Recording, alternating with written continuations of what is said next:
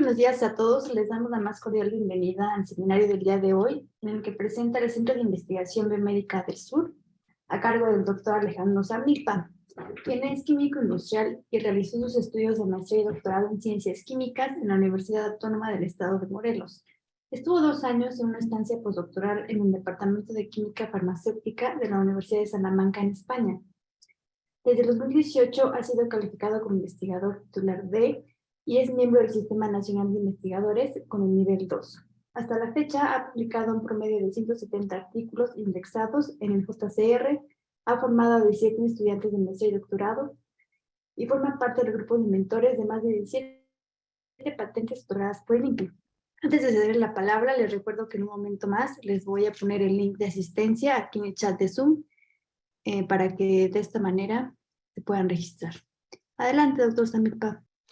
Sí, Valeria, muchas gracias. Me voy a permitir compartir pantalla para poder presentar a las ponentes del día de hoy.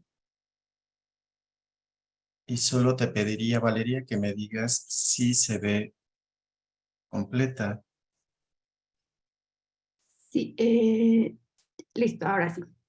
Perfecto, perfecto. Buenos días a todos. En esta ocasión para nosotros, para el Centro de Investigación Biomédica del Sur, es todo un honor estar ante este auditorio de médicos residentes y de investigadores de todo el país. A quienes nos escuchan por primera vez, me gustaría informarles que el CIDIS es uno de los 5 centros de investigación que pertenecen al Instituto Mexicano del Seguro Social, y en nuestro caso estamos ubicados en el municipio de Xochitepec, Morelos, al sur del estado, a unos 12-13 kilómetros en la carretera Cuernavaca-Acapulco. Por ahí nos pueden encontrar. Este Centro de Investigación Biomédica lleva más de 35 años estudiando las plantas medicinales, y desde su fundación la misión principal que hemos tenido es precisamente el estudio sistemático, multidisciplinario y monotemático en las plantas medicinales, esto con la finalidad de desarrollar medicamentos que nos permitan el tratamiento de las enfermedades más frecuentes de la sociedad mexicana. En esta ocasión nosotros decidimos escoger 3 especies para presentar sus resultados. En este caso es Onetera rosa, Galfinia glauca y Baccharis confer, que serán presentados por la doctora Rosa Mariana Montiel, la doctora Mayra Alejandra Santillán y la doctora Ana Gutiérrez. La parte de estas plantas que seleccionamos es porque llevan un buen tiempo de trabajo sistemático, como les decía, y todos ellos ya tienen resultados importantes que pudieran pasar a la siguiente etapa de esta traslación que estamos tratando de hacer. Para hacer esto de una manera más dinámica y no sobre tiempo para las preguntas, me voy a permitir dar una breve semblanza de todas las ponentes al mismo tiempo, y posteriormente cada una de ellas nos estará presentando su trabajo, sus resultados, en un promedio de 20-25 minutos para que podamos tener un espacio al final para la serie de preguntas que puedan surgirles. En el caso de la doctora Mariana Montiel, ella estudió una licenciatura en biología y maestría en farmacia en la Universidad del Estado de Morelos. Posteriormente realizó sus estudios de doctorado en la Escuela Superior de Medicina del Instituto Politécnico Nacional. Después de esto, ella ingresó a trabajar directamente como investigadora en la Universidad Autónoma de Tamaulipas como investigador de tiempo completo, y tuvimos nosotros la fortuna de volver a recuperar a la doctora Mariana, que ya la habíamos formado, como les había mencionado, con sus diferentes tesis desde licenciatura hasta posgrado. Y está con nosotros desde hace más de 5 años. En el caso de la doctora Mayra Alejandra Santillán, Ella también es bióloga de la Universidad Autónoma del Estado de Morelos y posteriormente estudió una maestría en medicina molecular en la misma universidad y sus estudios de doctorado los realizó en la Universidad Autónoma Metropolitana.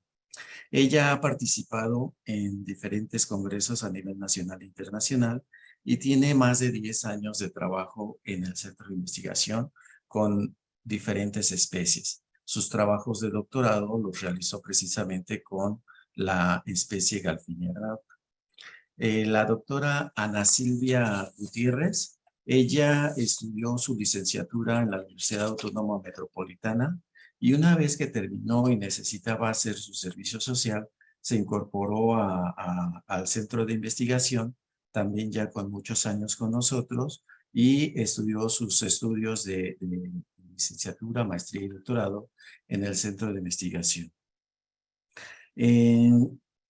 Los trabajos que hicieron y que vamos a ver aquí precisamente son los más relevantes que han tenido cada una de las investigadoras que nos van a presentar el día de hoy. Entonces, ya sin más preámbulo y repito, para tener un mayor tiempo de discusión, vamos a dejar que las doctoras nos presenten sus trabajos. Doctora Mariana, por favor. Sí, doctor, pues estoy.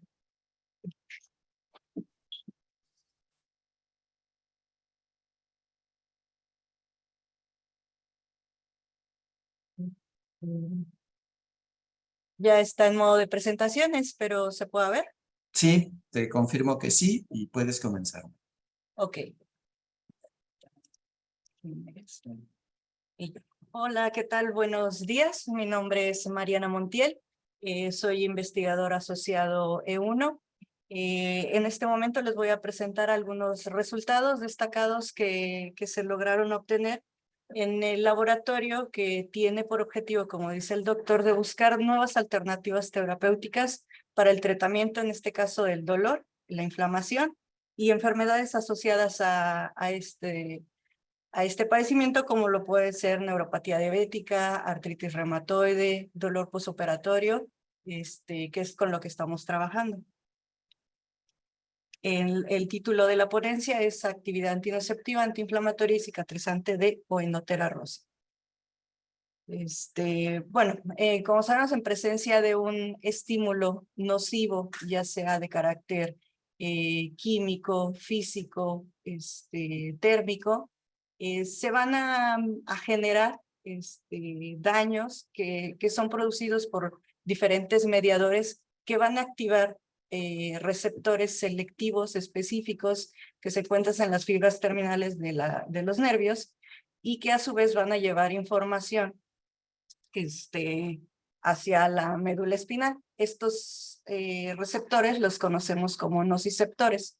Esta información se transmite a la médula espinal a neuronas de segundo orden que van a generar más una información, el progreso de la información, para llevarlo hasta centros superiores, donde se va a generar una respuesta, ya sea de retiro del estímulo o la liberación de otras sustancias que van a ayudar a la recuperación del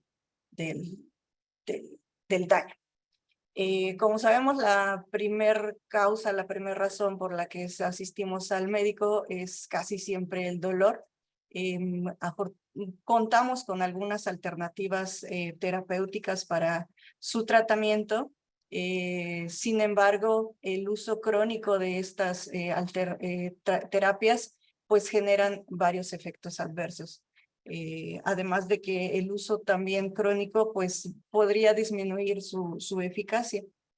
Es por ello, como les comentaba, que el Centro de Investigación tiene el objetivo de estudiar plantas medicinales, sus compuestos derivados, para encontrar diversos tratamientos. Uno de ellos que nos interesó fue Oenotera rosea, comúnmente conocida como la hierba del golpe. Esta se encuentra ampliamente distribuida en México, es perteneciente del género Onagraceae. La encontramos en climas templados, en bosques. Es una hierba pequeñita con una flor característica rosa, muy pequeñita de 1 centímetro. En la medicina tradicional mexicana se ha utilizado principalmente para disminuir inflamación, dolor, hematomas, es por ello su nombre. También lo utilizan para cicatrización, algunos problemas hepáticos y renales normalmente la utilizan como té o como un tipo cataplasma o emplastes, pero en la zona afectada. Algunos estudios farmacológicos con los que cuenta esta planta es que se han realizado algunas evaluaciones acerca de su actividad antiinflamatoria en extractos de tipo acuoso, hidroalcohólico y metanólico, así como una determinación de su dosis letal que está por encima de los 2.000 miligramos por kilogramo. También se ha visto que tiene un potencial efecto antiagregante plaquetario y fibrinolítico. También en extractos de tipo etanólico se han realizado estudios de la actividad antimicrobiana con diversas cepas bacterianas y también se ha visto que previene el daño provocado por cáncer de estómago en ratones, en extractos también de tipo etanólico. Es por ello que nos surgió la pregunta y poder hacer una amplia o una mayor investigación acerca de su actividad tanto analgésica como antiinflamatoria en diversos modelos que les voy a presentar en este momento. Y estos son los resultados que hemos obtenido. Bueno, antes les platico, nosotros ya contamos con material vegetal en el centro de investigación que ha sido cultivado, que ahí es donde podemos hacer la colecta para hacer la molienda e iniciamos con una maceración hidroalcohólica. A partir de esta, se hace una separación en 2 fracciones compuestas de una de agua y otra de acetato de etilo. A nosotros nos interesó un poquito por su composición química, la fracción de acetato de etilo, que es con la que hemos estado trabajando y es con la que les voy a presentar algunos resultados. Bueno, iniciamos con algunas pruebas acerca de dolor agudo. Esta es la prueba de la formalina. Esta prueba consiste en administrar 2.5% de formaldehído diluido, formalina, en la patita del ratón. Lo que aquí cuantificamos es el tiempo de lamida de la patita, de la zona afectada. Esta prueba tiene como característica presentar 2 fases. En la primera, de 0 a 10 minutos, se presenta la fase neurogénica, que es la activación directa de los nociceptores, los receptores del dolor. En la segunda fase, a partir del minuto 10 hasta la cuantificación de 30, 40 o 1 hora, se genera un dolor de tipo inflamatorio. Aquí ya los resultados que les voy a presentar. Déjenme activar el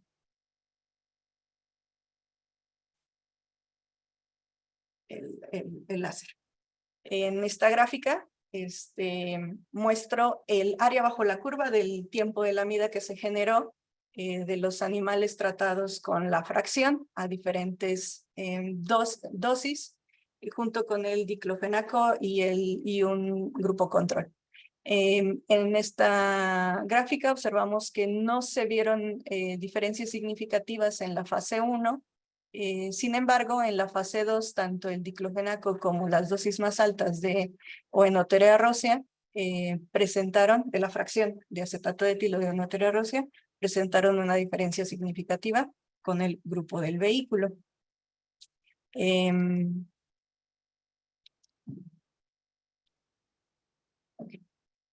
Para determinar algún posible mecanismo o modo de acción de esta fracción, lo que hicimos fue administrar previamente algunos inhibidores o antagonistas de ciertos sitios en las vías del dolor, como lo puede ser el N-NAME, que es un inhibidor de la sintasa del óxido nítrico, el ODQ, que es un inhibidor de la guanilato ciclasa, y la glibenclamida, que es un bloqueador de los canales de potasio. Estos son muy importantes dentro de la vía del óxido nítrico, en la cual se genera dolor. Nosotros vemos que la administración previa de estos mediadores revierte la actividad analgésica antinociceptiva del extracto de la fracción de Oenotera rosea que nosotros probamos a una dosis de 100 miligramos por kilogramo. Además se utilizó la bicuculina, que es un antagonista de los receptores GABA, que también son importantes en la transmisión de dolor, donde también vemos que este efecto se revierte en la presencia de este antagonista. Por otra parte, administramos naloxona, un antagonista no específico de receptores opioides, y en este caso sí no vimos alguna diferencia significativa en cuanto a el bloqueo o la inhibición del efecto de la fracción que estamos probando. Otro modelo que utilizamos fue el modelo de la capsaicina. La capsaicina es un activador selectivo de receptores TRPV, los cuales también son importantes en las vías del dolor. Y aquí también vemos un efecto antinociceptivo de la fracción de acetato de etilo, disminuyendo también el tiempo de la amida. En este caso también se administra la capsaicina directo en la pata del ratón. Para confirmar nuestros resultados acerca de su efecto a nivel central, el cual no estábamos observando, también utilizamos el modelo por retiro de la cola por estímulo térmico, donde en este solamente fármacos de tipo opioide tienen alguna respuesta analgésica antinociceptiva con respecto a nuestro vehículo. En este caso, el tramadol que utilizamos aumenta el tiempo de latencia, el tiempo de retiro de la pata, perdón, de la cola del ratón, del estímulo térmico, lo cual no vimos de manera significativa en la fracción de acetato de etilo de Oenotera rosea, por lo cual nos confirma el resultado que estábamos teniendo anteriormente. Otro modelo que quisimos presentar fue la actividad antiinflamatoria por la administración de carragenina en la patita del ratón. Esta produce una inflamación, la cual fue medida en un pletismómetro. Aquí lo que les muestro es el volumen desplazado de la pata inflamada en un curso temporal durante 24 horas. Lo que vemos es de una manera significativa una diferencia entre el grupo tanto de la dexametasona como el grupo de la fracción que de la cual estamos hablando con respecto al vehículo. Adicionalmente, se cuantificaron citocinas a nivel de médula espinal, tanto de interleucina 1 beta como de TNF-alfa, donde vemos que animalitos sanos no tienen, el grupo del vehículo aumenta significativamente la concentración de esta citocina en comparación con animales sanos, y el grupo tanto de dexametasona como de la fracción disminuyen significativamente con respecto al grupo control, tanto la interleucina 1 beta como el TNF-alfa. los cuales son también mediadores de inflamación y dolor. Como sabemos, mucho de lo que les comentaba anteriormente, presentan algunos efectos adversos y quisimos ver la acción de esta fracción a nivel de daño gástrico.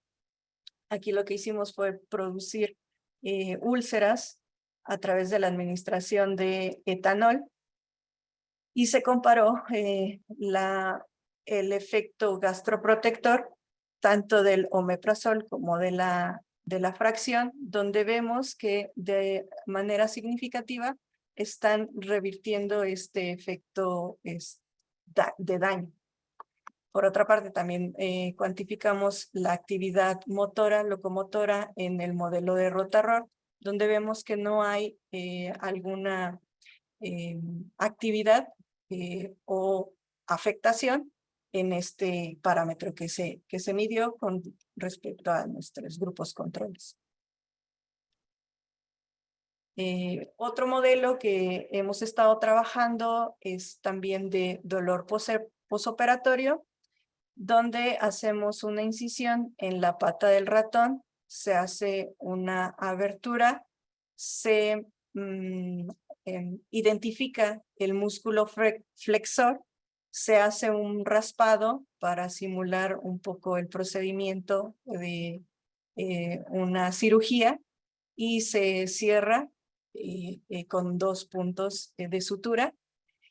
Y estos animalitos son cuantificados mediante filamentos de Bonfrey para determinar el umbral de dolor, tanto de hiperalgesia a un estímulo que es nocivo, pero que se exacerba cuando tenemos este tipo de situaciones, como lo puede ser la lesión por la cirugía. Lo que aquí vemos es el umbral de dolor que se cuantifica y vemos que en color gris se presenta un grupo que no tiene afectación, solamente la lesión de la apertura, pero no hay lesión en el músculo flexor. Y el vehículo en negro, donde disminuye significativamente su umbral de dolor. Vemos que con el grupo de la morfina este umbral se recupera. En el diclofenaco no vemos este efecto. Sin embargo, tanto la fracción a 50 miligramos por kilogramo a 100 miligramos por kilogramo, sí logran revertir o logran establecer o tratar de establecer un umbral de dolor elevado. Se hizo una separación química también de algunas fracciones, se realizó una estrategia química de análisis, donde 2 de las fracciones también tienen una reversión, bueno, una recuperación del umbral en los días de evaluación en los cuales se estuvieron los animales. Por otro lado, a nivel in vitro, determinamos la migración celular. Antes, también una prueba de citotoxicidad, donde vimos que la exposición tanto a 24 como 48 horas de la fracción nos genera una concentración inhibitoria 50 por mayor de los 1000 y 600 microgramos por mililitro respectivamente. En este modelo de migración celular es el de raspado del área, donde tomamos fotografías y se cuantifica el área de cierre del raspado que se hace. Entonces se cuantifica la migración, cuántas células migran hacia esta área. Entonces vemos que a partir de las 24 horas vemos una diferencia significativa, muy interesante en la concentración de 30 miligramos y 50 microgramos por mililitro de las fracciones, no así en las de 100, y esta se conserva hasta las 48 horas. Cabe destacar que a las 24 es mucho más rápido que el grupo control. Otro trabajo que se logró realizar diferente a este, se hizo otra separación química donde se encontraron estos compuestos y nos interesó estudiar en primera instancia el glucósido de quercetina y el rhamnósido de quercetina, los cuales fueron evaluados en un modelo de monoartritis inducida por caolincarragenina en la articulación del ratón en el área de la pata, del tobillo. Y aquí vemos también, se cuantificó el incremento de edema de un grupo que no tenía la lesión más que de solución salina, el grupo con la artritis inducida solamente con nuestro grupo vehículo, el metotrexato como grupo de fármaco de referencia y los diferentes grupos que evaluamos, tanto la fracción, una separación de esta fracción que identificamos como 3, y dentro de estas se encontraron tanto el glucósido de quercetina como el rhamnósido de quercetina, y vemos que a partir de las 72 horas cada uno de ellos presenta una diferencia significativa muy similar al grupo de metotrexato con respecto al grupo control, por lo que también aquí podemos concluir un efecto antiinflamatorio.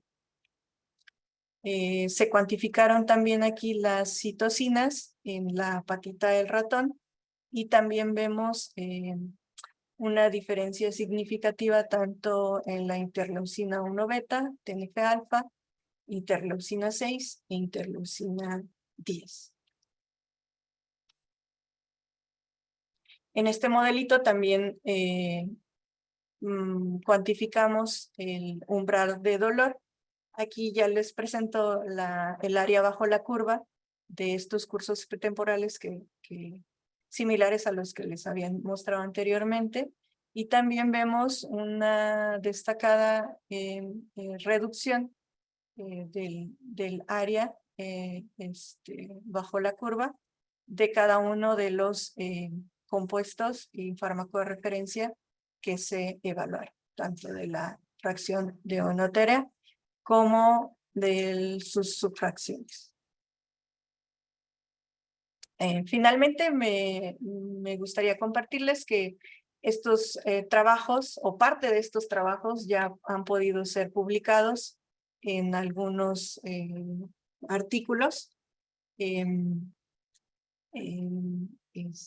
Y bueno, estamos en la espera de otro más para su publicación. Finalmente, lo que podemos destacar es que oenoterea rosea puede ser una alternativa potencialmente efectiva para el tratamiento de diversos padecimientos asociados a dolor, como lo pueden ser monoartritis o una lesión postquirúrgica, donde vimos una actividad antinociceptiva antiinflamatoria. Y estos efectos podrían ser debidos a la interacción farmacológica entre los compuestos que existen en la fracción. Y bueno, por mi parte es todo. No sé si dejo de compartir. Sí, por favor, María. Ok, muchas gracias. Sí, en lo que deja de compartir la doctora Mariana, quiero aprovechar para informar al auditorio que pueden hacer también sus preguntas en la sección de preguntas y respuestas, y los ponentes estaremos pendientes de estas para irlas contestando, adicional a las que vayamos haciendo de forma oral.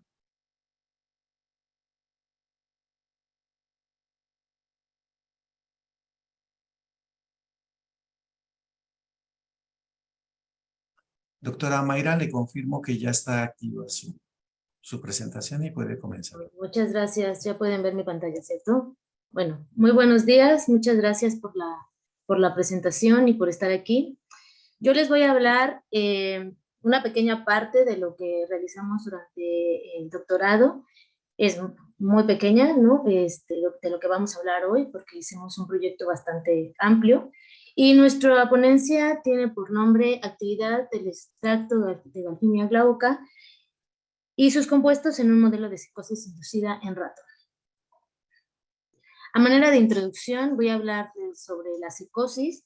Históricamente el término psicosis se ha definido de diferentes formas. De manera sencilla podemos decir que la psicosis está caracterizada por distorsiones del pensamiento y la percepción, así como también por un conjunto de emociones inapropiadas o limitadas que pueden presentar lenguaje incoherente, alucinaciones, estado delirante o recelo excesivo e injustificado. El manual de diagnóstico y estadístico de los trastornos mentales nos presentan todos estos tipos de trastornos psicóticos, donde de manera general la diferencia entre uno y otro radica en la gravedad de los síntomas y el tiempo en que se presentan estos. Uno de los más graves es la esquizofrenia, que es uno de los trastornos de los que vamos a referirnos el día de hoy. Actualmente existen 970 millones de personas que padecen algún tipo de trastorno mental, de los cuales 24 millones padecen esquizofrenia. La prevalencia de esquizofrenia, de acuerdo a la estadística, es entre 0.5 y 1%, y ocurre con la misma frecuencia en hombres que en mujeres. A pesar de que la prevalencia de este trastorno es relativamente baja, se mantiene a lo largo de nuestro... Sí, se mantiene, es un porcentaje que se mantiene, pero además es una enfermedad altamente discapacitante. Bueno, la esquizofrenia se propone como un trastorno multifactorial y es una enfermedad psiquiátrica de carácter crónico, cuyas características esenciales son una mezcla de signos y síntomas muy peculiares que se pueden dividir o clasificar en tres tipos de categorías, ¿no? Los síntomas positivos, que la referencia hacia síntomas positivos nos lleva a que hay una excitabilidad del sistema. A mayor excitabilidad, pues presencia de estos síntomas, por eso son positivos, y a menor excitabilidad, pues se presentan los síntomas negativos. Entonces, los síntomas positivos son aquellas ideas delirantes, las alucinaciones, el lenguaje y el comportamiento desorganizado. Los síntomas negativos son aquellos como la apatía, el aislamiento social, la tristeza, la pérdida del interés. Y los síntomas cognitivos nos llevan a una disminución de las funciones ejecutivas, como son la memoria y el aprendizaje. La etiología de esta enfermedad no es clara. Se presenta como un trastorno multifactorial, donde el dato más común es la historia natural, ¿no? La historia familiar, perdón, del paciente, y tiene que ver completamente con la genética. La parte genética, aunado con los estímulos ambientales, como el estrés, el estilo de vida, la alimentación, pueden presentar una mayor predisposición a presentar esta enfermedad de esquizofrenia. También se ha observado que el consumo de sustancias, como las metanfetaminas, nos pueden llevar a síntomas de psicosis. De hecho, a partir de la observación de personas adictas a estas sustancias, es a partir de esto donde se postula la hipótesis dopaminérgica. Esta hipótesis es la más aceptada, la más utilizada. Sin embargo, tenemos otras hipótesis que nos pueden ayudar a elucidar mejor el origen de esta patología, y nos dice que la esquizofrenia es el resultado, la hipótesis dopaminérgica nos dice que la esquizofrenia es el resultado de una hipofunción del área mesocortical, que nos daría origen a los síntomas negativos, y una hiperfunción en el área mesolímbica que nos daría origen a los síntomas positivos. Esta hipótesis no nos da referencia a cómo se presentarían los síntomas cognitivos, Es por eso que se han postulado otras hipótesis como la glutamatérgica, que no es excluyente de la dopaminérgica. Dentro de la glutamatérgica hay una desregulación de la zona dopaminérgica. Sabemos que el glutamato es el neurotransmisor excitador por excelencia de todo el sistema, y esta hipótesis postula que la hipofunción del receptor NMDA, que es un receptor ionotrópico, que se encuentra en mayor densidad en nuestro cerebro, generaría este padecimiento, ¿no? La disminución de este neurotransmisor generaría una disminución en la excitabilidad del neurotransmisor GABA y serotonina. Esta neurotransmisión, esta disminución de la neurotransmisión de GABA generaría una hipofunción de dopamina, hiperfunción, perdón, en el área mesolímbica, que generaría los síntomas negativos, y la disminución de serotonina en el área mesocortical y en el área del hipocampo generaría los síntomas cognitivos.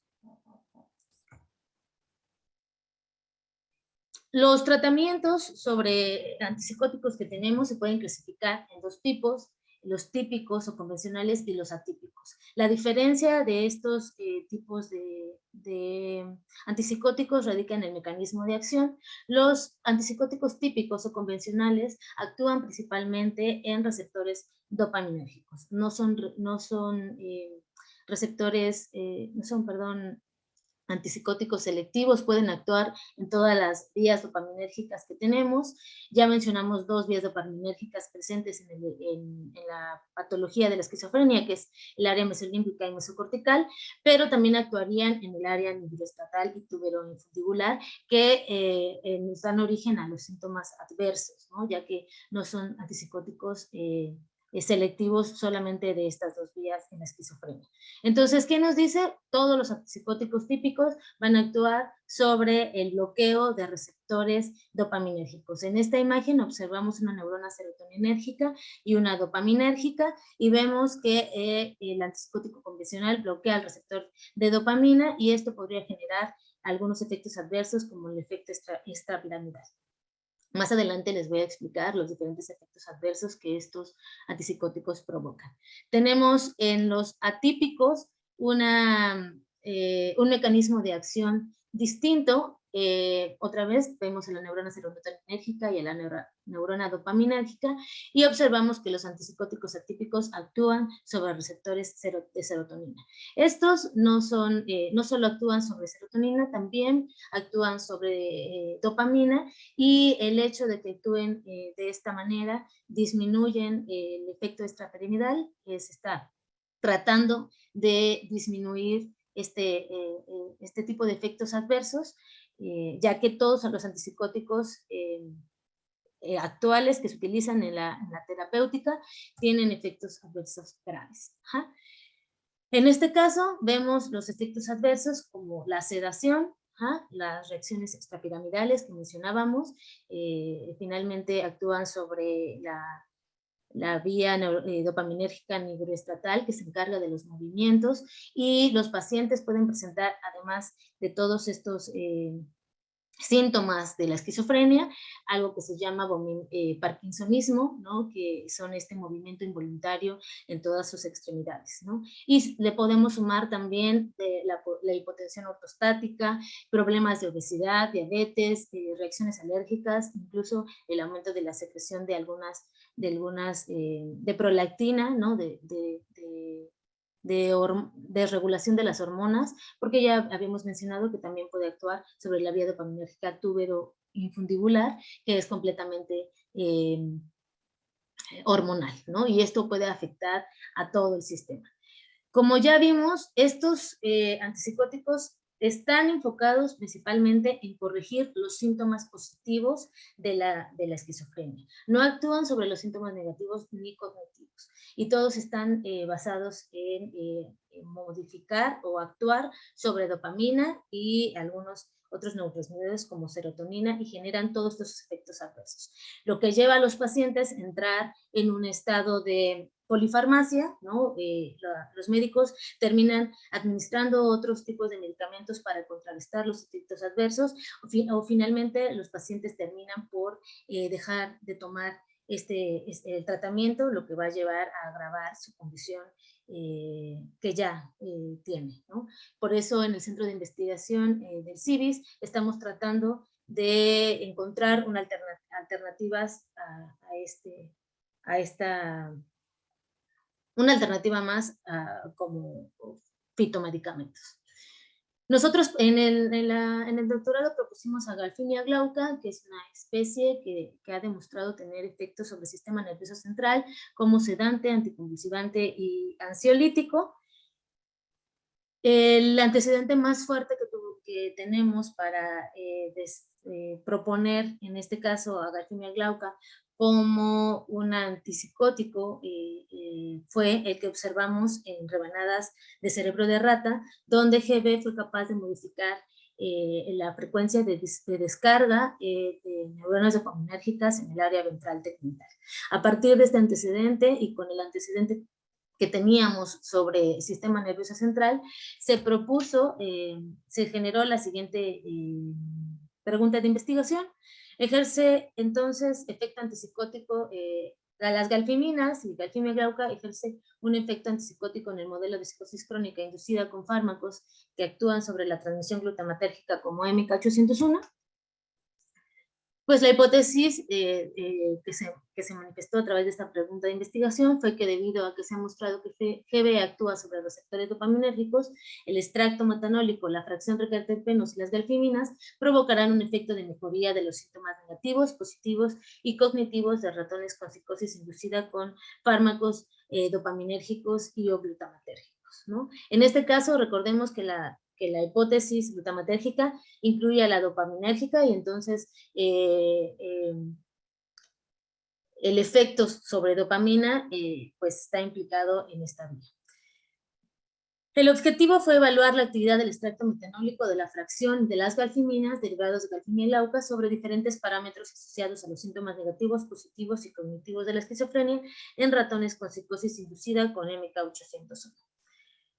Iniciamos con la preparación o la extracción de las galfiminas. Esta metodología es ampliamente utilizada en el centro de investigación, ya está una metodología estandarizada y se llevó a cabo desde la preparación de los extractos. Galfinia glauca fue colectada, secada, macerada, llegamos al extracto y se hizo un fraccionamiento primero por columna abierta. Este fraccionamiento fue monitoreado por cromatografía en capa fina, donde revelamos con un revelador específico para terpenos, ya que las galfiminas son un tipo de triterpenos, y entonces obtuvimos la fracción de terpenos y donde concentramos la mayor cantidad de estos compuestos extraídos del extracto metanólico. Y finalmente, una vez que monitoreamos con la cromatografía en capa fina, los llevamos a HPLC para observar si nuestras galfiminas estaban puras y en qué concentración estaban, tanto en el extracto como en la fracción de terpenos. El diseño que utilizamos nosotros para este modelo de psicosis con MK801 fue un modelo que se implementó en el centro de investigación, y el MK801 es un antagonista de los receptores NMDA y bloquea completamente este canal. Este es el mecanismo de acción de esta droga. Este fue administrado durante 28 días para generar una psicosis subcrónica. Iniciamos del día 1 al día 8, solo administramos MK801. A partir del día 9 hasta el día 27, administramos MK801 más los tratamientos a evaluar. Utilizamos dos controles, NMDA y olanzapina, que fue nuestro grupo control positivo. Utilizamos dos porque recordemos que la olanzapina solo nos ayuda a contrarrestar los síntomas positivos y queríamos tener una referencia sobre cómo podría actuar otra sustancia sobre nuestros modelos en los síntomas cognitivos y síntomas negativos. Lo medimos a 1 miligramo por kilogramo, el extracto metanólico lo medimos a 25 miligramos por kilogramo y la fracción y las galfiminas a 5 miligramos por kilogramo. Para el día 28 se administraron todos estos tratamientos 1 hora antes de iniciar las pruebas. Hicimos 4 pruebas conductuales: la prueba de natación forzada para los síntomas negativos, la debilitación pasiva para los cognitivos, interacción social, que nos mide ambos, positivos y cognitivos, y el campo abierto, donde vimos los síntomas positivos de los animales. Aquí vamos a partir de aquí les voy a mostrar los resultados con las pruebas que utilizamos en cada uno de ellos. Para los síntomas negativos utilizamos la prueba de natación forzada, que es un modelo ampliamente utilizado para evaluar el efecto antidepresivo de extractos vegetales y de compuestos de síntesis. El parámetro que medimos fue el tiempo de inmovilidad, que se cree que refleja la falta de persistencia a la conducta de escape, el cual es un indicador de desesperanza conductual que nos lleva al estado depresivo del animal. Esta prueba inicia con un entrenamiento previo, donde le enseñamos al animal que no va a poder escapar del cilindro con agua. Posteriormente se hace la prueba. Esta prueba dura 5 minutos y medimos el tiempo de inmovilidad, como ya les mencioné, y la desesperanza, que nos lleva a la desesperanza conductual. En la gráfica observamos en el eje de las X a todos los tratamientos, en el eje de las Y el tiempo de inmovilidad.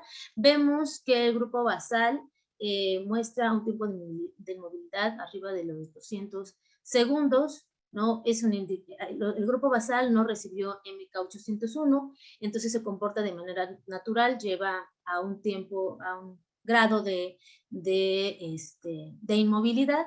El grupo vehículo, que no recibió ningún tipo de tratamiento, solo MK801, observamos que aumentó el tiempo de inmovilidad, reflejando un mayor estado de desesperanza de nuestros roedores, y nuestros tratamientos, incluso nuestro grupo control, no disminuyeron esta condición de desesperanza. Lo único que lo hizo fue GB, disminuyendo el tiempo de inmovilidad, ¿no? Al grado como el grupo basal. Posteriormente hicimos el ensayo de interacción social.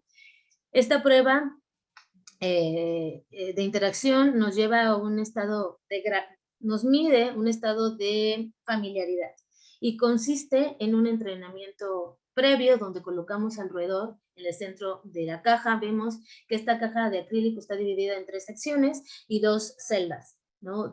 En estas 2 celdas vamos a colocar en una un ratón familiar y en otra un ratón nuevo. Nuestro grado de familiaridad nos indica que el animal lo que medimos fue la interacción social. ¿Cuánto tiempo pasa interactuando con el ratón nuevo? El entrenamiento nos indica el comportamiento normal del animal, nos va a indicar que debe pasar más tiempo con el animal nuevo, y esto nos va a decir que recuerda el ratón, recuerda a su ratón familiar, y que está recordando pues es uno de los marcadores, ¿no? El aislamiento social, y que está teniendo una buena interacción con el animal nuevo. La prueba consiste en 5 minutos, medimos el ratón de prueba, medimos cuánto tiempo, ¿no? Pasa en segundos interactuando con nuestro ratón nuevo, y esto nos va a indicar si el animal está teniendo una si no está teniendo deterioro cognitivo, y que recuerde cuál es el animal nuevo y cuál es el animal familiar. En la gráfica vemos nuevamente en el eje de las X a nuestros tratamientos, y en el eje de las Y la interacción social en segundos. Vemos que los animales que no tuvieron MK801 tuvieron un tiempo de interacción social arriba de los 40 segundos. Pasó el animal más tiempo interactuando con el ratón nuevo. Aquellos animales que solo recibieron vehículo disminuyeron el tiempo de inmovilidad. El tiempo de interacción social, este evento no se ve modificado con nuestros grupos control. Ya habíamos nuevamente mencionado que la samplina no logra contrarrestar los efectos cognitivos, solo los síntomas cognitivos, solo los positivos, y el único que logró mejorar esta condición de los tratamientos de galfimia glauca fue la fracción de terpenos a 5 miligramos por kilogramo. Para los síntomas cognitivos, además utilizamos la prueba de evitación pasiva. Esta prueba es un ensayo que nos permite estudiar el aprendizaje adquirido y la memoria. Consiste en colocar el animal en una caja abierta con bastante luz. El comportamiento natural de los animales es buscar esconderse. Entonces nosotros dejamos que el animal observe, interactúe durante 1 minuto y posteriormente le abrimos la puerta hacia un compartimento oscuro. Este animal, este parámetro es el parámetro de entrenamiento, ¿no? El parámetro de entrenamiento es la latencia de entrenamiento. Vamos a medir cuánto tiempo tarda el animal en entrar a este compartimiento oscuro. Una vez que entra al compartimento oscuro, cerramos la puerta y le damos un estímulo aversivo, en este caso un choque eléctrico, esto con el fin de que el animal en el día de la prueba recuerde que al entrar al compartimento oscuro va a recibir un estímulo aversivo, ¿no? Entonces ahí medimos la latencia de retención. ¿Cuánto tiempo el animal recuerda que al entrar va a recibir un estímulo que lo puede lastimar?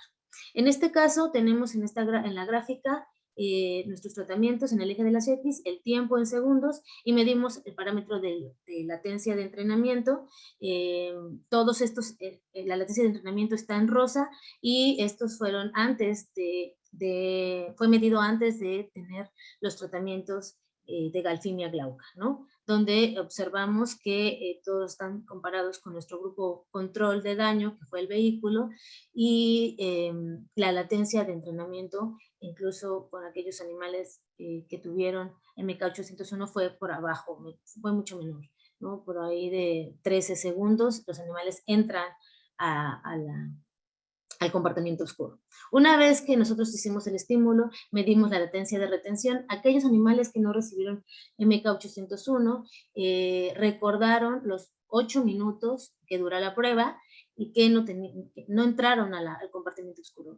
Recordaron que al entrar iban a recibir un estímulo dañino y se quedaron en el compartimento claro 8 minutos. Los animales que fueron tratados con NMDA o miligramo pueden recordar el estímulo también, el extracto metanólico y la fracción de terpenos. También los animales que recibieron estos tratamientos logran recordar el estímulo, generando un efecto protector, ¿no? de la memoria, y evidenciando que galfimia glauca está actuando sobre este sistema. Olanzapina no tuvimos ningún efecto positivo en este sentido. Y finalmente, los síntomas positivos que los medimos en la prueba de campo abierto. La prueba de campo abierto es una prueba que se utiliza para estudiar la actividad motora y nos permite analizar el efecto excitador o depresor del sistema locomotor.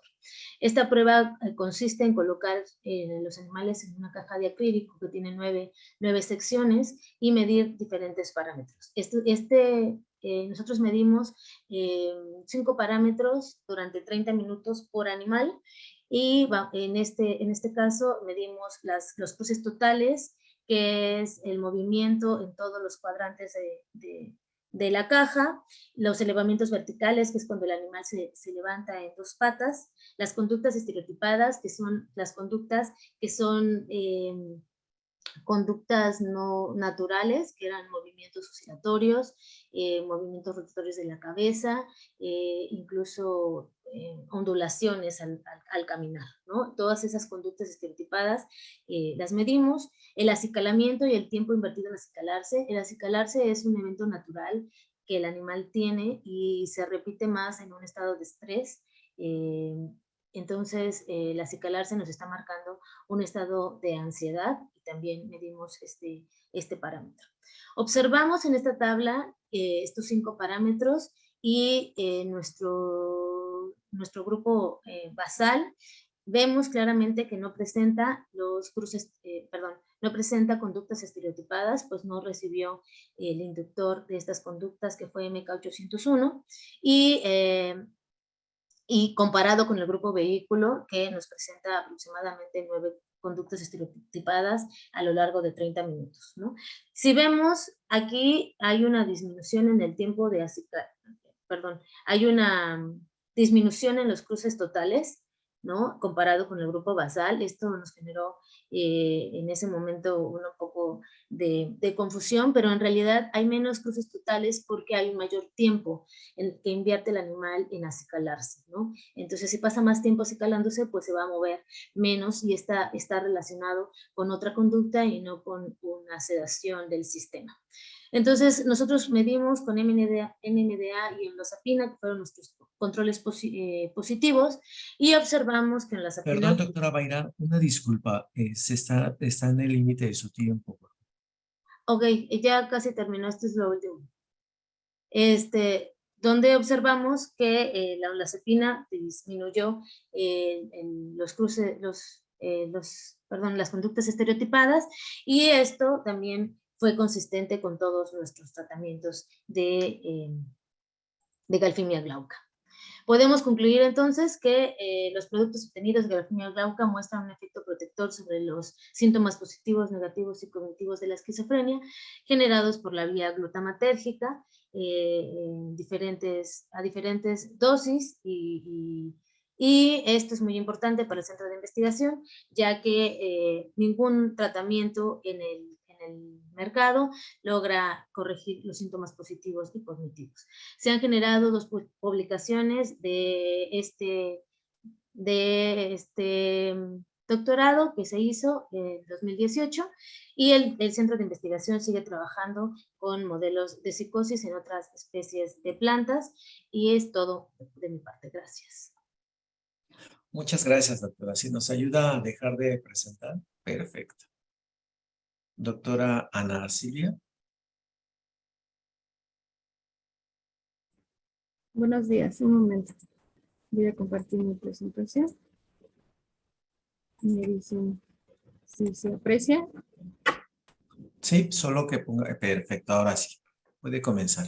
Muchas gracias. Bueno, buenos días. Mi nombre es Ana Silvia Gutiérrez Román. El día de hoy les presento los resultados derivados de mi tesis doctoral y esta presentación, esta charla, tiene por título Caracterización química y evaluación farmacológica de Bacardis conferta en modelos de inflamación.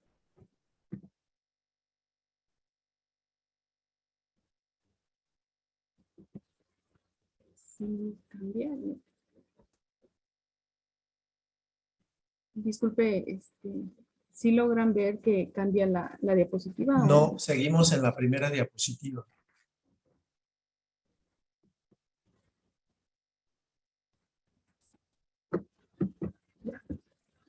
Listo.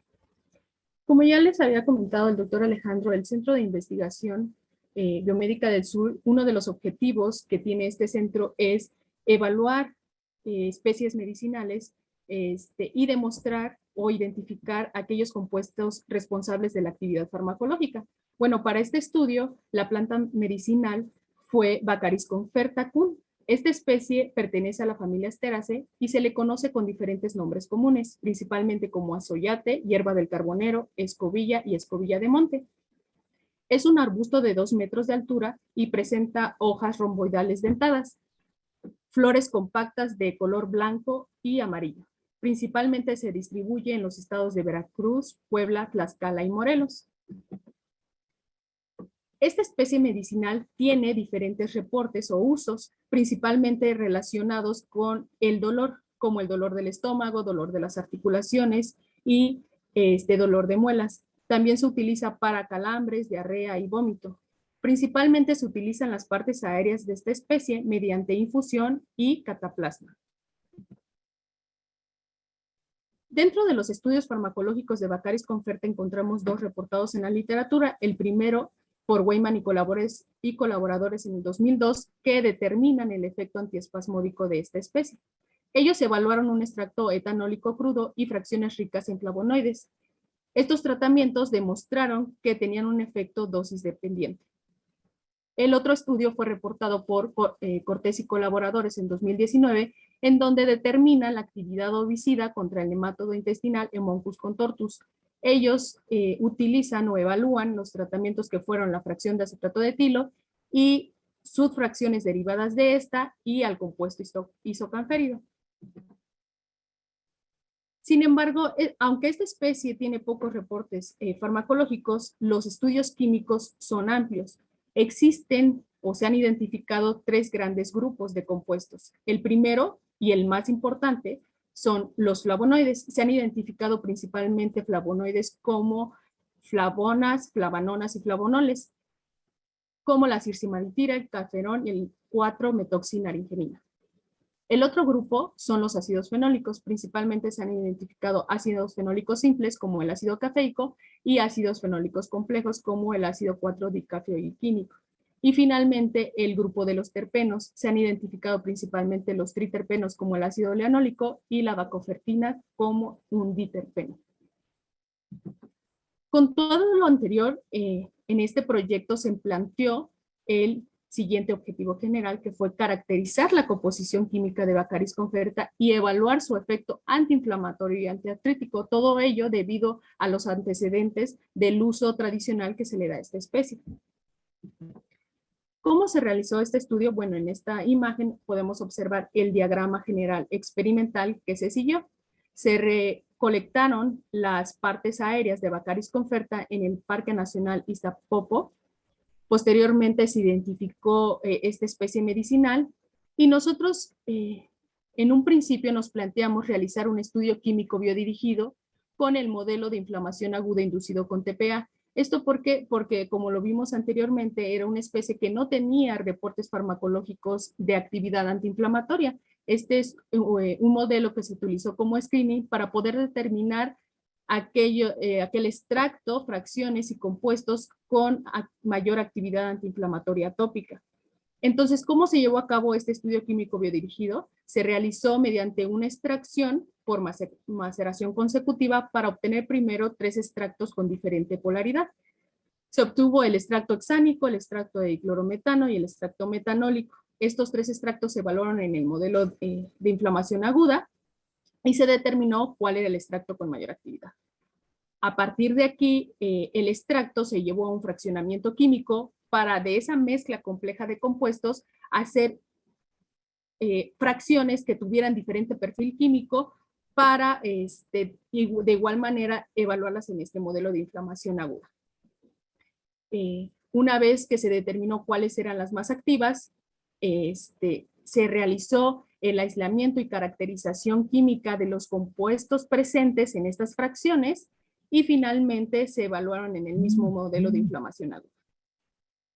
Entonces, con este estudio químico biodirigido se obtuvo el extracto, las fracciones y los compuestos con mayor actividad antiinflamatoria tópica y se seleccionaron para ser evaluados en el modelo de monoartritis inducido con caolincarragenina.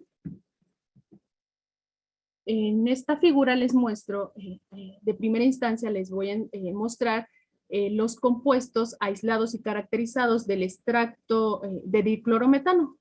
Esto se realizó mediante diferentes técnicas espectroscópicas y espectrométricas, principalmente por resonancia magnética nuclear de 1 y 2 dimensiones.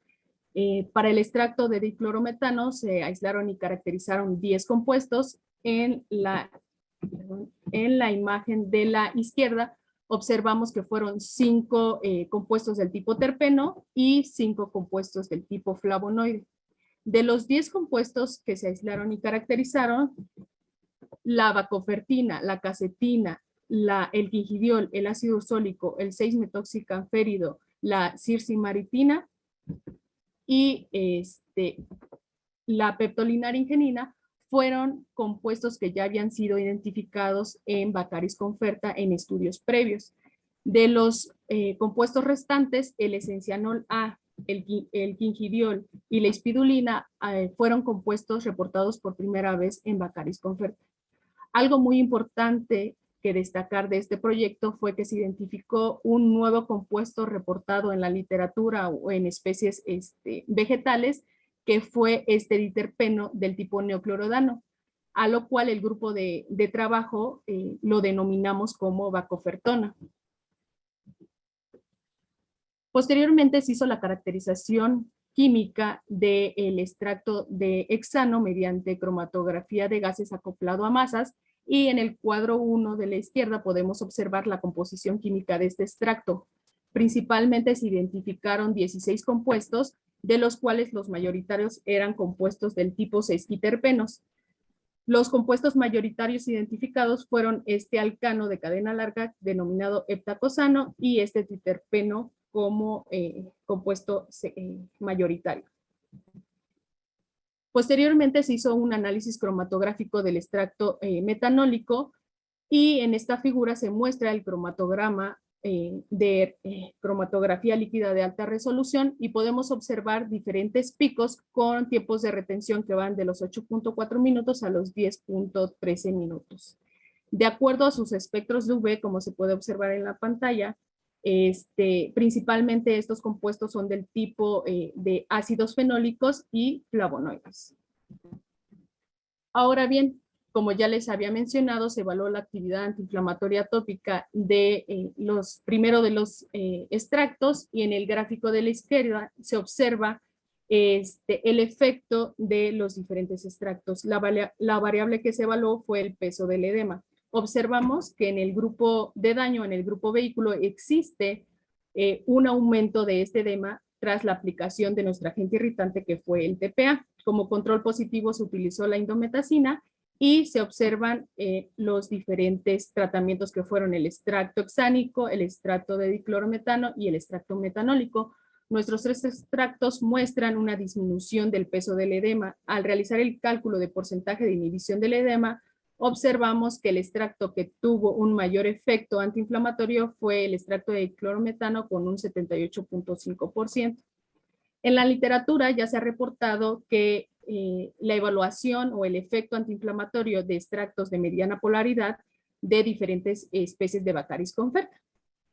A partir de aquí, como ya les había mencionado, se hizo el fraccionamiento químico de este extracto y se obtuvieron 3 fracciones denominadas de 1, de 2 y de 3. Observamos en el gráfico de la derecha el efecto de estas fracciones sobre, de igual manera, el peso del edema. Observamos que las 3 fracciones logran disminuir el peso del edema, y al realizar el cálculo de porcentaje de inhibición determinamos que la fracción D3 fue la más activa con un 82% de inhibición del edema, seguido de la fracción D2 con un 71.4%. Con estos resultados, como les recuerdo, estas 2 fracciones se llevaron a un fraccionamiento químico para poder aislar y caracterizar los 10 compuestos que ya les había mencionado. Sin embargo, para evaluar la actividad antiinflamatoria tópica de estos extractos solamente se evaluaron 5. En esta diapositiva se muestra el efecto de 3 compuestos que fueron el esencianol A, la bacofertina y la bacofertona. Se realizó una curva dosis-respuesta para poder determinar su dosis efectiva 50 y así determinar cuáles eran los compuestos con mayor actividad antiinflamatoria tópica. En esta imagen se muestra que la dosis efectiva 50 de estos compuestos fue de 0.31 y 0.36 miligramos por oreja. Y observamos que el efecto de estos compuestos es de manera dosis dependiente. En la siguiente figura se muestra el efecto antiinflamatorio de los 2 compuestos con mayor actividad, que fueron el quingidiol con una dosis efectiva 50 de 0.12 miligramos por oreja y la circimaritina de 0.16 miligramos por oreja. Posteriormente se determinó el efecto de la administración tópica de los compuestos sobre el tejido auricular. En esta imagen se muestran las figuras representativas de cortes histológicos transversales de las orejas de ratón, y se realizó un análisis cualitativo de las alteraciones que fueron inducidas por el TPA y el efecto de los diferentes compuestos aislados de Baccharis conferta. Observamos que al administrar nuestro agente irritante TPA existe un aumento del grosor del edema, esto debido porque al aplicar este inductor genera una respuesta inflamatoria que es característica en enfermedades de la piel, y vemos que también hay un aumento de infiltración de células inflamatorias y también este aumento en el grosor del edema es debido a que se forman espacios linfáticos vasculares, como se puede observar en el grupo vehículo, en el grupo de daño, y que nuestros tratamientos que fueron nuestro control positivo indometacina, el quingidiol y la circimaritina logran revertir este efecto. En esta figura les muestro el efecto de la administración oral de Bacardis Conferta ahora sobre el grosor del tobillo. Como ya les había mencionado, se evaluaron el extracto, las fracciones y los compuestos con mayor actividad antiinflamatoria atópica ahora en el modelo de monoartritis inducido con caulincarragenina. Al administrar estos dos inductores sobre la cavidad sinovial, nuestros ratones, una de las variables que se midió fue el grosor del tobillo. Observamos que en el grupo de daño a aquel que se le administró estos inductores existe un aumento del grosor del tobillo y este grosor permanece constante a lo largo del ensayo, que fue un experimento que dura 9 días. Observamos que este aumento del grosor permanece constante en el gráfico A. En la figura B observamos el efecto del extracto y de las fracciones de Bacardis Conferta sobre el grosor del tobillo. Y se puede observar que el único tratamiento que logra disminuir esta variable es la fracción de 2. Y esta fracción se evaluó a 25 miligramos por kilogramo. En el gráfico C se observa el efecto del compuesto quingidiol a 5 y a 10 miligramos por kilogramo y también de la circimaritina a 5 y 10 miligramos por kilogramo. Podemos observar que el tratamiento que logra disminuir el grosor del tobillo es el quingidiol a 10 miligramos por kilogramo. Se ha reportado en la literatura que los compuestos de tipo neoclorodano específico, el compuesto ácido jaltrihuaico, que es similar en estructura al quingidiol, al compuesto que nosotros evaluamos, disminuye también la inflamación del tobillo en el mismo modelo que nosotros evaluamos al quingidiol, que fue el de monoartritis inducido con caulincarragenina. Por otro lado, también se evaluó el efecto antihiperalgésico de Bacardis Conferta en la prueba de placa caliente. Nosotros en el último día del experimento, que fue en el día 9, se evaluaron los diferentes tratamientos en esta prueba. En esta prueba se calienta un plato a 50 grados centígrados y el tiempo de prueba es de 90 segundos. Nosotros contabilizamos la latencia de retirada de la pata trasera. Podemos observar en este gráfico que en el grupo de daño existe una disminución en la latencia de retirada. Y en comparación con el grupo basal, en el grupo al que no se le indujo el daño. Observamos en este gráfico que nuestros diferentes tratamientos, que fue el extracto de diclorometano, el quingidiol a 10 miligramos por kilogramo y la circimaritina a 5 miligramos por kilogramo, logran aumentar esta latencia de retirada de la pata trasera. También nosotros en este trabajo se determinó el efecto de los diferentes tratamientos de Bacardis Conferta sobre los niveles de citocinas pro y antiinflamatorias. En este gráfico se muestra el efecto de Bacardis Conferta sobre los niveles de citocinas proinflamatorias, que es la interleucina 17 y la interleucina 1 beta. Se conoce que las citocinas regulan una amplia gama de procesos inflamatorios que están implicados en la patogenia de la osteoartritis. Cuando existe un aumento en los niveles de estas citocinas proinflamatorias, existe un aumento de la actividad de las metaloproteinasas, existe también un aumento en la liberación de citocinas proinflamatorias y una disminución en la síntesis de glicosaminoglicanos, que son los compuestos principales del cartílago. Observamos que en el grupo de daño existe un aumento de estas dos citocinas proinflamatorias, como se observa en los dos gráficos, y que nuestros diferentes tratamientos logran disminuir los niveles de estas dos citocinas proinflamatorias. En la siguiente figura también se evaluó los niveles de citocinas proinflamatorias o el efecto de Bacardís conferta sobre estas citocinas proinflamatorias. En el gráfico de la izquierda se observa el efecto sobre la interleucina 6 y en el gráfico de la derecha sobre TNF-alfa.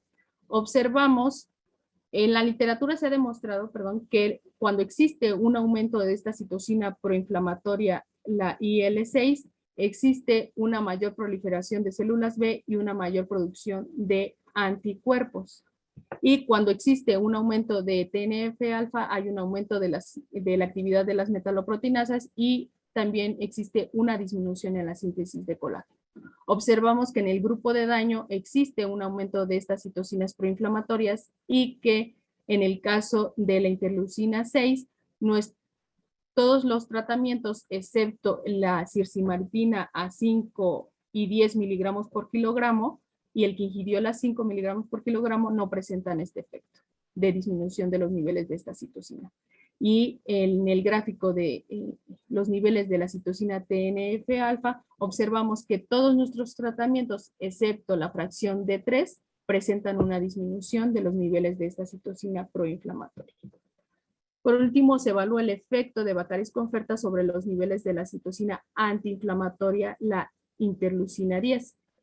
Cuando hay un aumento de esta citocina antiinflamatoria, existe una menor liberación de citocinas proinflamatorias y también una menor liberación de metaloproteinasas o menor actividad de estas metaloproteinasas, y observamos que en el grupo de daño, al que se le administró el caolín-carragenina, existe una disminución de los niveles de esta citocina antiinflamatoria y que solo el tratamiento que fue la fracción D2 logra aumentar los niveles de esta citocina antiinflamatoria. Y por último les muestro el efecto de Bacardís conferta sobre la degradación del cartílago en este modelo de monoartritis. En esta figura se muestra la histología de las articulaciones del tobillo de los ratones y podemos observar que los recuadros nos muestran, ahorita les voy a mostrar que son, nos muestran regiones ampliadas y aquí se puede observar que en el grupo vehículo se logra ver que existe una destrucción superficial del cartílago, también erosión del cartílago, y podemos ver que existe una pérdida de proteoglicanos en comparación al grupo basal. El contenido de proteoglicanos es proporcional a la coloración roja que podemos observar en las micrografías. Y observamos que los tratamientos que tuvieron mayor efecto o que logran detener esta destrucción o detener la pérdida de estos proteoglicanos es la fracción D2 y el quingidiol a 10 miligramos por kilogramo. Esto es un efecto se determinó el efecto de manera cualitativa, lo que hicimos demostrar también de manera cuantitativa. Entonces en esta figura se puede observar el efecto sobre el área del cartílago y también el grosor del cartílago iliano.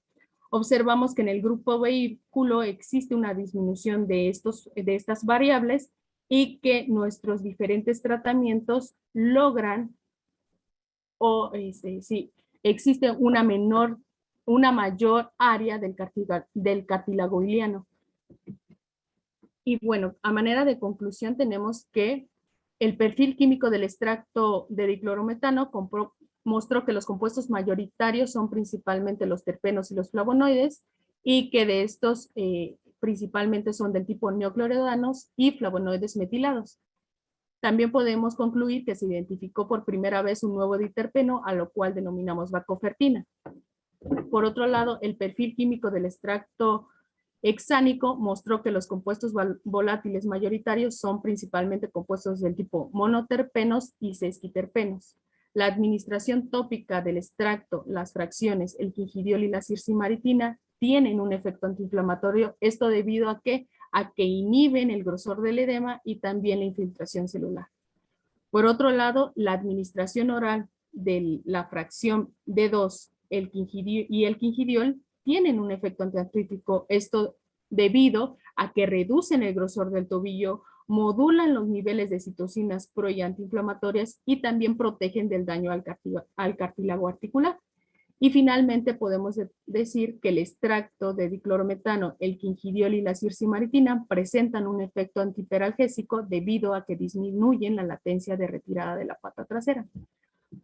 De todo lo anterior, de todos los resultados que les mostré, se destaca que se llevó a la publicación de 2 artículos como parte de los resultados de mi tesis doctoral. Y bueno, esto fue todo. Muchas gracias.